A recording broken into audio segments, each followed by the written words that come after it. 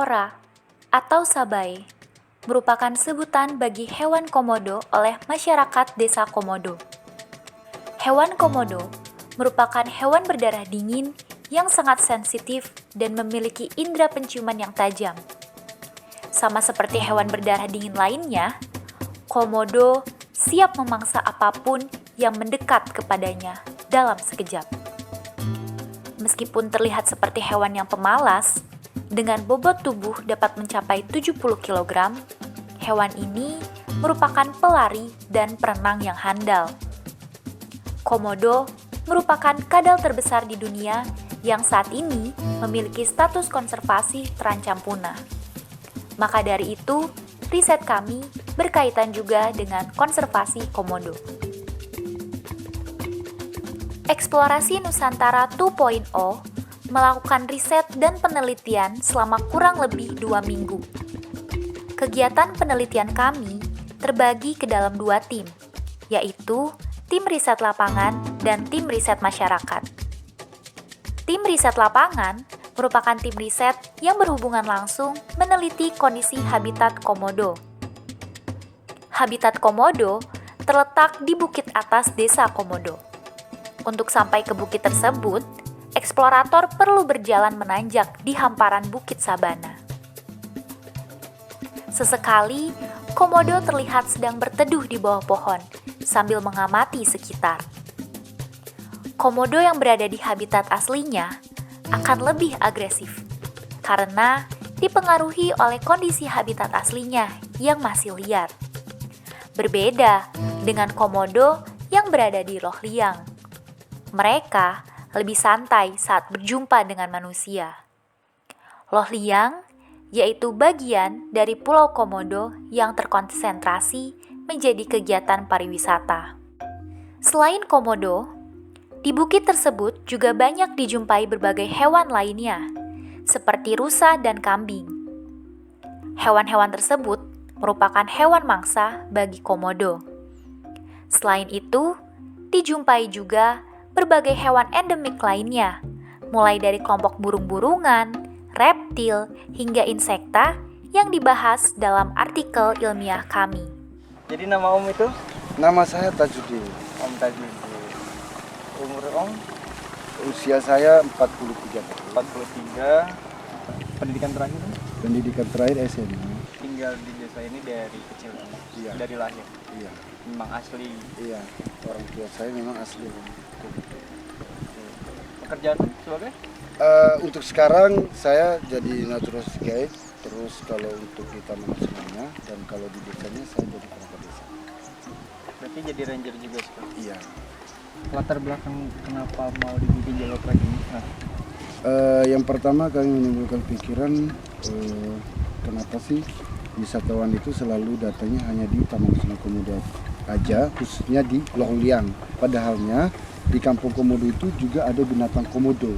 Nah, dari itu kami punya pikiran untuk membuka jalur trekking di Kampung Komodo sehingga nanti wisatawan moga-moga bisa lebih banyak lagi untuk berkunjung ke Kampung Komodo. Berarti mulai pembuatan si jalur trekking ini mulai kapan? Kalau pembuatan jalur trekking ini kemarin kami mulai dari 2020 sih. Ya 2020, kebetulan 2020 itu masih dalam keadaan pandemi. Berarti harapan Om ke depan untuk jalur trekking ini seperti apa? Jadi harapan saya mudah-mudahan wisatawan itu lebih banyak lagi untuk berkunjung ke Kampung Komodo. Dan itu yang pertama, dan yang kedua jalur trekking ini kan masih secara alami ya, belum ada, artinya belum jelas jalurnya. Jadi harapannya ke depan ini kami bisa memperbaiki dan menata dulu jalur trekking ini. Semoga wisatawan itu mereka bisa merasa nyaman sepanjang jalur trekking ini. Nama saya Muhammad Siddiq, asli Kampung Komodo, dan pekerjaan saya di KTP Nelayan, dan sekarang saya bekerja di salah satu staf desa di Pulau Komodo. dari keuntungan-keuntungan yang didapatkan mungkin melalui dengan adanya penerapan tiket untuk masuk ke jalur trekking tersebut, pengelolaan ekonomi untuk pembangunan ekonomi di desa sendiri ke depannya ingin dijadikan desa ini menjadi seperti apa Pak dalam bayangan Pak Sidik? Kalau saya memang dari sisi pandangnya itu memang sudah ada yang dikonsepkan dalam arti dikonsepkan dari orang luar itu bahwa desa Komodo adalah desa wisata. Jangan komodonya juga, masyarakatnya juga harus dilihat gitu ya, karena memang sangat berdampak sekali itu dan ketika wisatawan itu masuk.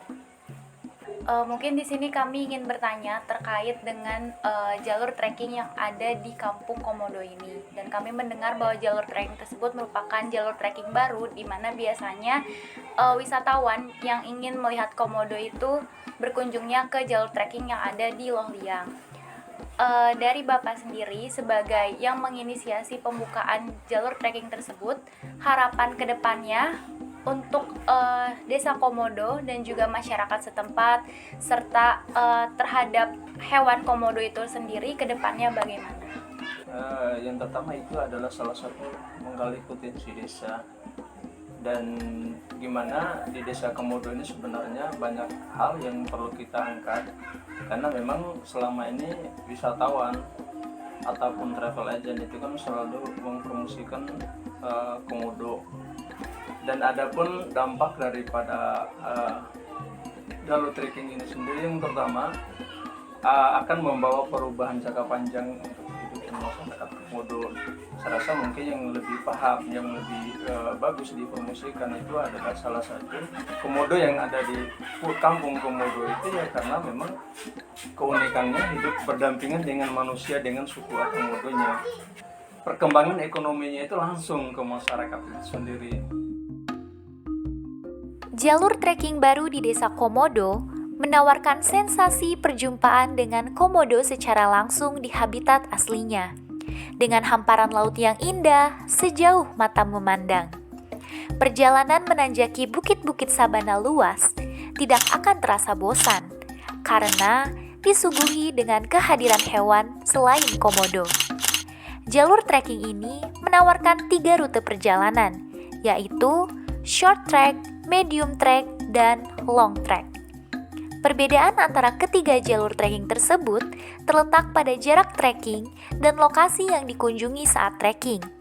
Pada jalur long trek, pengunjung akan dibawa ke Bukit Kapodang dan dimanjakan dengan pemandangannya yang indah, serta kehadiran burung-burung endemik Nusa Tenggara Timur, sehingga cocok untuk dijadikan sarana birdwatching.